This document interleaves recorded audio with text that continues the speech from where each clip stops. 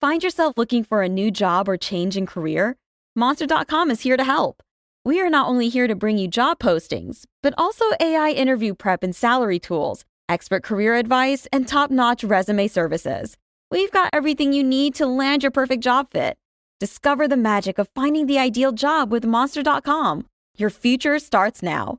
Visit Monster.com today. Your next job opportunity is just a click away. An old bit of wisdom says the average person has lots of problems, but when you have a serious health issue, you've got just one problem. That's why the Federal Employee Health Benefits Plan program is so important to federal employees at all levels. For several years, my next guest has been a walking encyclopedia of facts about the FEHPB. Here with a review and a very early look at what might be in store for next year, the senior editor of Consumers Checkbook, Kevin Moss. Kevin, good to have you back.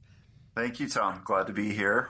And it's an odd time to be talking about FEHBP since open season is months off, but since you've been a regular, and I won't be very long, I wanted to get one last interview in with you.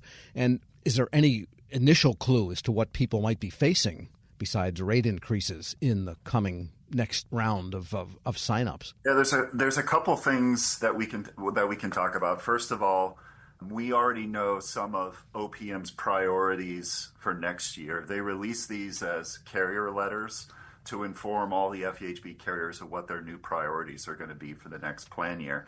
And so a big one is administrative burden. So this is just how difficult it is to operate within a health insurance plan. They have three things that they're looking for carriers to improve on next year. One is online claims filing. They want you to be able to complete and submit fillable claim forms, be able to submit supporting documents, and basically being able to manage your claims online, trying to cut away some of the older ways of doing this, like faxing and mailing things. Effective provider directory tools. Now, most carriers are providing these provider directory tools, but I think what OPM is going for here is more prominent display of where this is. Like, when you go to a carrier website, you don't want to hunt around, for 5 minutes to figure out where something is. So they're asking for a prominent link displayed on the carrier homepage and making sure that there's consistent information across all the provider directories. So every provider directory has to have the provider name, practice or group name, location, network status, sex, specialty, whether the provider has a board certification, languages spoken, accepting new patients, and telemedicine services. And then the final administrative burden piece is clear disputed claims information, allowing members to understand how to file a disputed claim, providing fact sheets, required deadlines, and also offering a variety of ways to file a disputed claim and to interact with OPM if something's not going well with you in your health plan. So I think these are all real welcome changes. Administrative burden is like a really hot topic, not just in FEHB, but across health insurance. Things like prior authorization, disputed claims, and OPM is trying to ease that administrative burden. Yeah, that's interesting that they're looking on making it easier to use the plan that you choose, I guess. Nothing about what health benefits are covered specifically, though. Yeah, we've got a few additional little tidbits. So one is also HIV PrEP medications now must be covered as preventative care at zero cost share.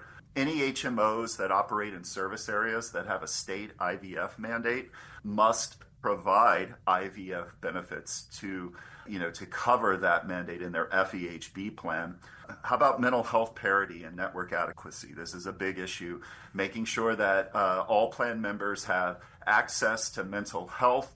OPM's looking at things like member wait times, in-network utilization rates, and how hard it is for new patients to get appointments. And they have said in some of these carrier letters that if that can't happen in-network, that carriers may need to look for out-of-network benefits to make sure that those standards are being met in terms of mental health parity. Two more, and one we might want to talk just a little bit more about. So organ tissue transplants, they're encouraging but not mandating that carriers provide coverage for transplant services that are recommended under clinical trials And there's one related to some executive orders that have come from the Trump administration. It has to do with gender-affirming care. FEHB plans no longer can provide pediatric coverage of gender-affirming care. They are also no longer requiring FEHB plans to cover gender-affirming care for individuals 19 or above, but carriers do have the choice as to whether they want to continue providing those services, but they're no longer required. But pediatric coverage for plan year 2026, that's defined by younger than 19, is no longer provided by any FEHB plan. All right, so that's the only really, I guess, political, if you want to call it that, I don't know what you call it, social, political, cultural hotspot, really, that's in what they're offering or what they're planning for. Yeah, I think that's right. And, compared to previous years, we're not really seeing, there's some things that will definitely have an impact for federal employees and annuitants here, but I'm not seeing like huge, big changes. A lot of it is kind of the administrative burden, which is how easy it is to operate in plans, I think is a big win for everyone. But in terms of new benefits or expanded benefits, I think we're mostly on the edges here. We're speaking with Kevin Moss. He's senior editor for the nonprofit Consumers Checkbook and an expert on federal employee health benefit plans. Right, so then we don't know rates or anything. That comes at the open season time, although inflation is a little lower than it was a year prior, and we don't know what they might plan for employee contribution to all of this. That is all up in the air, but another part of the world for OMB and OPM.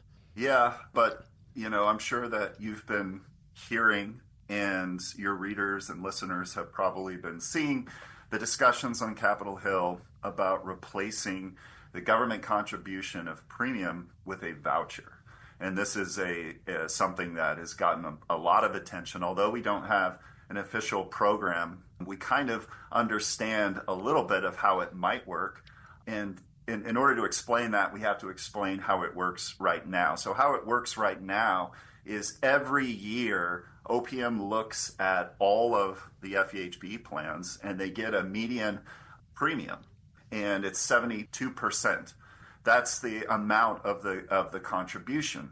And it goes up every year, not based upon things like CPI index. It goes up based upon all of the premiums that are being offered by the FEHB carriers. What we've seen in recent years is that the increase in premium is much, much higher than CPI. Tom, this year the average enrollee premium was 13%. And that was much higher than any of the CPI figures. And the estimates are somewhere that if they go to this voucher program, it could be $1 to $2 billion of savings. And the only way those savings are realized is if enrollees are going to be paying more.